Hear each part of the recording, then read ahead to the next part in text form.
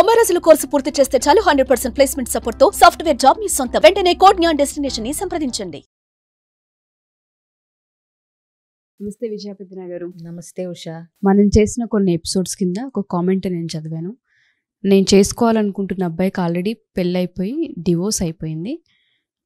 But నేను ఇప్పుడు తనని చేసుకోవాలనుకుంటున్నాను. నేను ఇప్పుడు తనని చేసుకుంటే సెకండ్ వైఫ్ని అవుతాను. యాక్చువల్గా ఎటువంటి కాంప్లికేషన్స్ వచ్చే అవకాశం ఉంటుంది అంటారు? నేను అంటే ఏ పారామీటర్స్ చెక్ చేసుకోవాల్సిన అవసరం ఉంది? అంటే ఆయన హిస్టరీ అంత డీటెయిలింగ్గా నాకు తెలియదు, కానీ జాబ్ వైజ్గా పర్సన్ వైజ్గా చూస్తే నచ్చింది.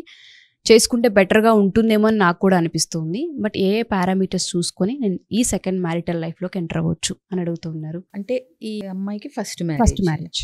ఓకే.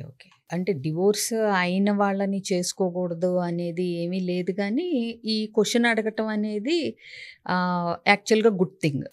ఎందుకంటే ఉద్యోగం చూసి, మనిషి బాగున్నాడా చూసి, మనిషి మాట తీరు చూసి మనం అసెస్ చేసి చేసుకుంటాం. అది తప్పేమీ కామన్. అది కాకపోతే ఇప్పుడు తనకున్న ఏదో కొంచెం ఎక్కడో ఒక డౌట్ లాంటిది ఉండబట్టే కదా అడిగింది.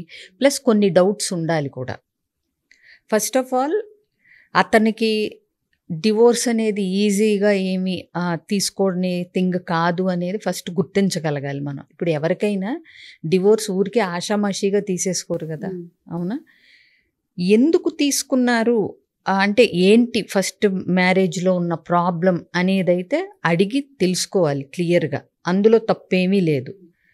ప్లస్ తెలుసుకునేటప్పుడు మీరు అబ్జర్వ్ చేయండి. అంటే మొత్తం తప్పంతా అమ్మాయిదే అన్నట్టు వేసేస్తున్నాడు అతను, లేదా కొంచెం తను కూడా రెస్పాన్సిబిలిటీ తీసుకుని నేను ఈ విషయాల్లో గమనించలేకపోయాను, లేదా సరిగ్గా మేనేజ్ చేయలేకపోయాను అనే ఒక జవాబుదారీతనం, అకౌంటబిలిటీ కూడా తీసుకుంటున్నాడా? లేకపోతే అసలు ఆ అమ్మాయి అసలు మంచిది కాదు, ఆ అమ్మాయి అసలు ఏ పని చేసేది కాదు, ఆ అమ్మాయి మా అమ్మ నాన్నలు చూసుకునేది కాదు, అలా మొత్తం వేసేస్తున్నారు అంటే మాత్రం ఆలోచించాలి. ప్లస్ మనం గుర్తుపెట్టుకోవాల్సింది ఏంటంటే, పెళ్లి చేసుకునే ముందల అతనికి సరైన టైం తీసుకున్నాడు అతను కంప్లీట్గా హీల్ అవ్వటానికి, ఆ అమ్మాయి మెమరీస్ నుంచి బయటికి రావటానికి, ఆ ఎమోషనల్ బ్యాగేజ్ ఎంతో కొంత దించుకునే ప్రయత్నం చేశాడా, లేకపోతే ఇంకా ఆ పాస్ట్ మెమరీస్, ఆ నెగిటివ్ ఇంపాక్ట్, అలాగే ఆ డివోర్స్ ఎఫెక్ట్ నుంచి ఇంకా బయటపడ్డా లేదా, ఆ గాయం మానిందా లేదా అనేది కూడా అంత టైం తీసుకుని అతను మళ్ళీ నార్మల్గా ఉండటానికి ప్రయత్నించాడు, దగ్గరగా వచ్చేసాడు అనేది తెలుసుకోవాలి. ఎందుకంటే డివోర్స్ అయిన తర్వాత కొంతమంది వెంటనే దానిలోంచి బయటపడతారు, ఆ నెగిటివ్ ఇంపాక్ట్ నుంచి. కొంతమంది టైం తీసుకుంటారు, కొంతమందికి ఆ మెమరీస్ ఉంటాయి. ఇప్పుడు ఏదన్నా ఎంత లేదన్నా వాళ్ళిద్దరూ భార్యాభర్తలుగా కొంతకాలం ట్రావెల్ చేశారు, డెఫినెట్గా వాళ్ళకు కూడా కొన్ని మంచి మెమరీస్ ఏదో ఉంటాయి. దాని నుంచి బయటపడ్డా లేదా అనేది తెలుసుకోవాలి. ఒకటి కంప్లీట్గా హీల్ అయ్యాడా లేదా, రెడీ. అది ఇంకా చెప్పాలంటే నెక్స్ట్ ఇంకొక అమ్మాయిని తన జీవితంలోకి ఆహ్వానించడానికి రెడీగా ఉన్నాడా లేదా అన్ని రకాలుగా. ఓకే. ఎందుకంటే ఇప్పుడు ఆ మెమరీస్తో ఉండి, ఆ బాధల్లో ఉండి అవి ఉంటే ఇక్కడ ఈ అమ్మాయికి 100% తనని తాను ఇవ్వలేడు కదా. ఇవ్వటానికి సిద్ధంగా ఉన్నాడా, ఆ నెగిటివ్ ఇంపాక్ట్ నుంచి బయటపడి ఇంకొక అమ్మాయిని తన జీవితంలోకి ఆహ్వానించి కంప్లీట్గా ఈ అమ్మాయి హస్బెండ్గా ఉండటానికి సిద్ధంగా ఉన్నాడా లేదా మానసికంగా అనేది తెలుసుకోవాలి, అడగాలి. అలాగే ఆ ఎమోషనల్ బ్యాగేజ్ అతనికి అంటే ఉంటుంది ఎంతో కొంత. అంటే ఇప్పుడు ఫస్ట్ టైం మ్యారేజ్ చేసుకున్నప్పుడు ఉండేలాగా వెంటనే ఆ జీవితం అంతా పూలపాన్పులాగా, ఇప్పుడు ఈ అమ్మాయి ఫస్ట్ మ్యారేజ్ కాబట్టి కలలు, ఆశలు, ఇలా ఉండాలి, మేము ఇలా ఉండాలి, నేను పెళ్ళైన తర్వాత నా భర్త నాతో ఇలా ఉండాలి, మేము ఇలా ఉండాలి అని ఊహలు ఉంటాయి. అతనికి ఆ జరిగిన ఎక్స్పీరియన్స్ వల్ల ప్రతిదీ కొంచెం డౌట్ఫుల్గా ఉండొచ్చు. ఇప్పుడు ఫర్ ఎగ్జాంపుల్ చెప్పాలంటే అతను చనువుగా అంతా మొదటి భార్య చేతిలో పెట్టడం వల్ల అమ్మాయి సరిగ్గా మేనేజ్ చేయలేక మిస్యూజ్ చేసింది అనుకోండి. ఇప్పుడు ఈ అమ్మాయికి అన్ని బాధ్యతలు అప్పచెప్పటానికి ఫ్రీగా ఆ అమ్మాయితో ఉన్నంత ఓపెన్గా ముందే ఈ అమ్మాయితో ఉంటే ఇలాగే ఏమన్నా అవుతుందేమో, ఆ అమ్మాయి దగ్గర చేసినవన్నీ ఈ అమ్మాయి దగ్గర చేయకూడదేమో, ఇలాంటి డౌట్లు ఉంటాయి. అవునా? ఆ అమ్మాయితో అన్ని షేర్ చేసేవాడు, అవి తిప్పికొట్టినాయి అనుకోండి, ఈ అమ్మాయికి షేర్ చేయటం మానేస్తాడేమో. సో ఇట్లాంటివన్నీ క్లియర్గా కనుక్కోగలగాలి రెండు వైపుల నుంచి. అసలు ఏం జరిగింది, ఎందుకు అతను విడాకులు తీసుకోవాల్సి వచ్చింది అనే స్టోరీ గనక క్లియర్గా అందరి నుంచి గనక తీసుకుని ఒక అంచనాకి రాగలిగితే అది ఇంకా బెటర్ అవుతుంది. ప్లస్ ఈ అమ్మాయికి కూడా ఓర్పు అనేది ఉండాలి అనేది అవసరం. అంటే ఇంకా ఇల్లంగానే అంటే అదేంటి ఇదేంటి అని, అందుకే అలా అయింది మొదటి భార్య, అందుకే వెళ్ళిపోయింది, సో ఆ అమ్మాయి అందుకే వెళ్ళిపోయిందేమో అని ఈమెకు కూడా అనకపోయినా బయటికి ఆ గిలి ఆ ఫీలింగ్ ఉండకూడదు. సో ఏదన్నా తప్పు జరిగినప్పుడు లేకపోతే తనకు నచ్చని విషయాలు జరిగినప్పుడు అంతవరకే మాట్లాడగలగాలి తప్పితే అందుకే ఆ అమ్మాయి వెళ్ళిపోయి ఉంటుంది, అందుకే నీకు విడాకులు ఇచ్చింది, నేను నిన్ను అనవసరంగా చేసుకున్నాను, ఇలాంటి మాటలు రాకుండా. ఇప్పుడు ఏ భార్యాభర్తల మధ్య అయినా గొడవలు అన్నీ వస్తూ ఉంటాయి. సో ప్రతిదీ నువ్వు ఆ విడాకుల సంగతి గుర్తు చేసి అతన్ని మనసు హర్ట్ చేయకుండా ఉండేలాగా మాట్లాడటం నేర్చుకోవాలి. ఎందుకంటే ఖచ్చితంగా కాన్ఫ్లిక్ట్స్ ఉంటాయి. ఉన్నప్పుడు నువ్వు ఆ పాత విషయాలు గుర్తు చేయకుండా ఆ అమ్మాయి డివోర్స్ని నువ్వు ఒక ఆయుధంగా మార్చుకుని అతన్ని అటాక్ చేయటానికి వాడుకోకుండా ఉండగలగాలి. అదొకటి తెలుసుకోవాలి. అలాగే ఆ రీజన్స్ ఏవైతే అతనికి నచ్చలేదు అన్నప్పుడు దాన్ని అనాలిసిస్ చేయగలగాలి ఈ అమ్మాయి. అంటే ఇప్పుడు పలానా రీజన్స్ వల్ల నేను ఆ అమ్మాయికి విడాకులు ఇచ్చాను అన్నప్పుడు మరి కొన్ని విషయాల్లో నేను కూడా ఇప్పుడు అదే టైప్ అనుకోండి అవి చెప్పగలగాలి. అంటే ఇప్పుడు ఫర్ ఎగ్జాంపుల్ ఉద్యోగం చేయటం ఇష్టం లేదు, మా అమ్మ నాన్నల్నే చూసుకోవాలి అన్నప్పుడు అలాంటివి నీ టైప్ కాకపోతే కనుక నువ్వు క్లియర్గా ముందే చెప్పగలగాలి నీ ఎక్స్పెక్టేషన్స్ కూడా.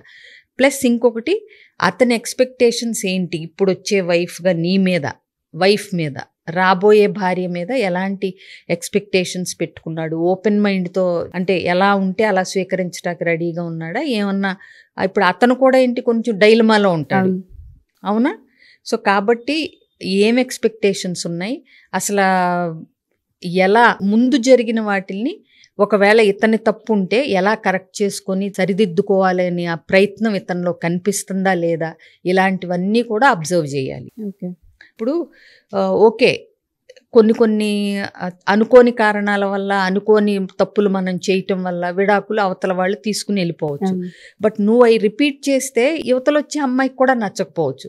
ఇప్పుడు అంటే మనం ఒక సంఘటన జరిగిన తర్వాత, ఒక డ్రాబ్యాక్ జరిగిన తర్వాత ఆ సంఘటన నుంచి మనం ఏదన్నా పాఠం కింద నేర్చుకున్నామా, అతను దాన్ని సరిదిద్దుకునే ప్రయత్నం ఏదన్నా చేస్తున్నాడా, తప్పు మొత్తం ఆ అమ్మాయి మీద తోసేయకుండా తను కూడా కొంచెం రెస్పాన్సిబిలిటీ తీసుకుని దాని నుంచి అది సరిదిద్దుకుని నెక్స్ట్ జీవితాన్ని స్టార్ట్ చేసే ఆలోచనలో ఉన్నాడా లేదా అనేది చూడాలి.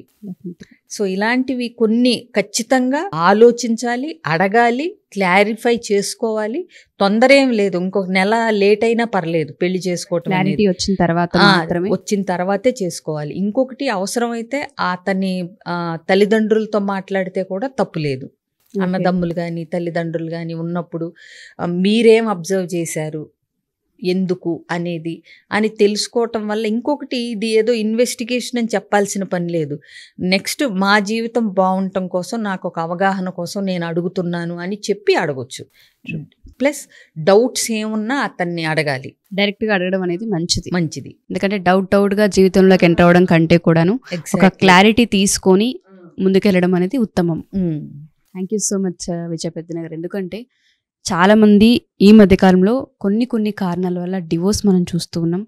డివోర్స్ అయిపోయిన తర్వాత ఇంకొక మ్యారేజ్ చేసుకోకూడదా అన్న రూల్ ఎక్కడా లేదు. కొత్త జీవితాన్ని కొన్నిసార్లు తప్పులు జరిగినప్పుడు దాని నుంచి నేర్చుకొని కొత్త జీవితాన్ని మొదలు పెట్టవచ్చని మనం చెప్తూ ఉంటుంటాం. అలా కొంతమంది యాక్సెప్ట్ చేసి అమ్మాయిలు రెండో భార్యగా అయినా సరే ఫ్యామిలీ బాగుంది, తను మాట్లాడే విధానం బాగుంది, మంచి జాబ్ ఉంది, సేఫ్టీ సెక్యూరిటీ కూడా చూసుకుని వెళ్ళే అమ్మాయిలు ఉంటూ ఉంటారు.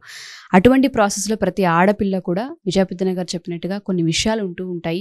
డౌట్గా అడిగితే ఏమనుకుంటారో అన్న మొహమాటాలతో దయచేసి స్టెప్ తీసుకోవద్దు. పర్సనల్గా ఒకసారి కలవాలి, మా లైఫ్లో ఇటువంటివి మేము చూస్తూ ఉన్నాము, మేము ఇప్పుడు సెకండ్ భార్యగా తన లైఫ్లో ఎంటర్ అవ్వబోతూ ఉన్నాను, లేదా ఆ ప్రపోజల్ మాకు వచ్చింది, అంతా బాగుంది, కానీ పర్సనల్గా కొన్నిసార్లు మేము చెక్ చేసుకోవాలంటే ఏ విధంగా అన్న పారామీటర్స్ కనుక మీరు తెలుసుకోవాలి అనుకుంటే డెఫినెట్గా కౌన్సిలింగ్స్కి రావచ్చు. దానికి తగ్గట్టుగానే మీకు క్లారిటీ అండ్ దాంతోపాటు ఎటువంటి డెసిషన్స్ తీసుకొని ముందుకెళ్ళాలి, ఎటువంటి క్లారిటీ తీసుకొని ముందుకెళ్ళాలన్న వాటిపైన విజయ పెద్దన గారు చాలా డీటెయిలింగ్గా మీకు నాలెడ్జ్తో పాటు అవేర్నెస్ని కూడా క్రియేట్ చేసే అవకాశం ఉంటుంది. యాక్చువల్గా ఒకసారి ప్రీ మ్యారిటల్ వస్తే కనుక ఇద్దరు ఇంకా బాగుంటుంది. ఎగ్జాక్ట్లీ. సో అంటే మనం అడిగేదాన్ని బట్టి కానీ, మన దగ్గర బిహేవియర్ని బట్టి కానీ, మనం వాళ్ళలో ఉన్నది చెప్పలేనిది, వీళ్ళు అడగలేనిది, వాళ్ళు చెప్పలేనిది, ఇవన్నీ కౌన్సిలింగ్లో వచ్చినప్పుడు ఆ భయాలు ఇలాంటివన్నీ తొలగటానికి అవకాశం ఎక్కువ ఉంటుంది. ప్లస్ వాళ్ళకి ఏం కావాలి ఇద్దరికి, ఒకళ్ళ నుంచి ఒకళ్ళకి అనేది త్రూ కౌన్సిలర్ సెషన్లో ఉన్నప్పుడు ఓపెన్ అయ్యే అవకాశాలు ఎక్కువ ఉంటాయి. ఎగ్జాక్ట్లీ. మోరల్ సపోర్టా లేదంటే ఎమోషనల్ సపోర్టా అన్న విషయాలపైన క్లారిటీ వస్తూ ఉంటుంది. Exactly. Thank you ma'am, thank you so much. Suman టీవీలో మీ పర్సనల్ అండ్ బిజినెస్ ప్రమోషన్స్ కోసం కింది నెంబర్కి కాంటాక్ట్ చేయండి.